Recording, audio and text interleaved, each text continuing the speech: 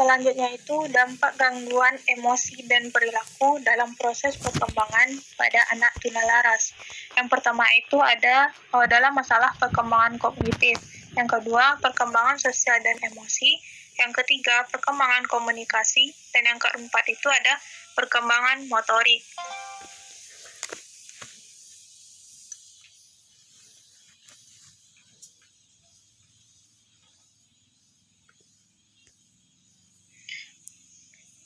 Pada perkembangan kognitif, di mana pada anak tunalaras prestasi akademiknya itu tidak sesuai dengan mental age dan chronological age. Bagi beberapa anak tunalaras, materi pelajaran dapat menimbulkan masalah sehingga informasi akademis tidak dapat diterima karena adanya gangguan tingkah laku dan ketidakmampuan memusatkan perhatian.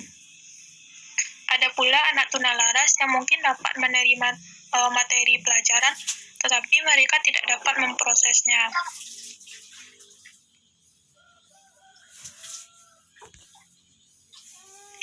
Selanjutnya itu ada perkembangan sosial dan emosi. Anak tunalaras yang berat secara kualitatif menunjukkan tingkah laku yang aneh dan tidak wajar, seperti tingkah laku motorik yang sering diulang-ulang, merusak diri, dan kurang kontak mata. Anak tunalaras yang agresif dan gagal dalam studi akan mempunyai masalah yang lebih berat dibandingkan dengan anak yang menarik diri. Sedangkan anak yang conduct disorder dan incurable syndrome rata-rata akan menemui kegagalan di sekolah. Pola tingkah laku agresif, imatur atau ketidakmatangan pribadi dan menarik diri bersama dengan kegagalan dalam studi merupakan prediktor kurangnya penyesuaian pada anak perempuan setelah mereka dewasa.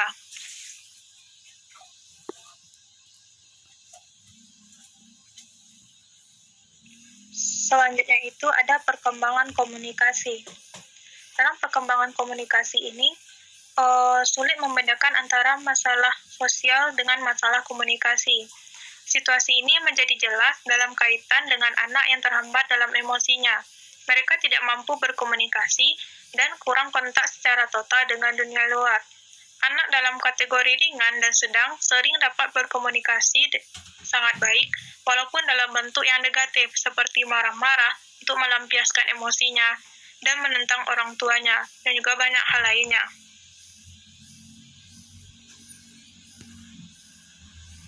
Selanjutnya itu ada perkembangan motorik. Pada perkembangan motorik, anak tunalaras yang serius sering mengalami masalah motorik yang aneh.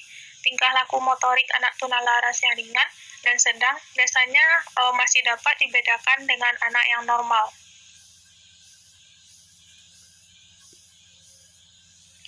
Selanjutnya itu ada intervensi tingkah laku. Untuk dapat melakukan intervensi yang tepat, maka kita perlu melihat dasar teori apa yang digunakan.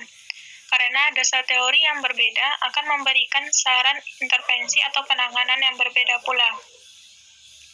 Di sini ada intervensi tingkah laku, merupakan pendekatan tingkah laku yang menekankan pada pembahasan dan pengukuran tingkah laku anak dan pengaturannya kembali terhadap lingkungan, terutama pada bagaimana orang dewasa dan anak lainnya berespon terhadap gangguan yang dialami oleh anak untuk mengajarkan dan mendukung perilaku yang lebih tepat. Strategi yang digunakan dalam meningkatkan tingkah laku yang diharapkan adalah dengan dua metode. Yang pertama itu adalah positive reinforcement. Positive reinforcement merupakan situasi di mana guru ataupun orang tua memberi sesuatu yang diinginkan oleh anak karena telah menampilkan tingkah laku yang diharapkan dan tingkah laku tersebut meningkat secara signifikan di masa yang akan datang. Selanjutnya itu ada negative reinforcement. Negative reinforcement ini merupakan sesuatu yang meningkatkan tingkah laku siswa jika hal tersebut dihilangkan sebagai hasil dari tindakan atau perilaku. Selain itu, ada pula strategi yang digunakan untuk mengurangi tingkah laku yang tidak diharapkan. Yang pertama itu ada extension. Extension merupakan strategi yang mencakup penarikan, penguatan dari tingkah laku yang tidak diharapkan. Yang kedua itu ada time out. merupakan strategi yang mencakup penarikan siswa untuk masa yang singkat dari seluruh sumber penguatan. Selanjutnya itu ada punishment.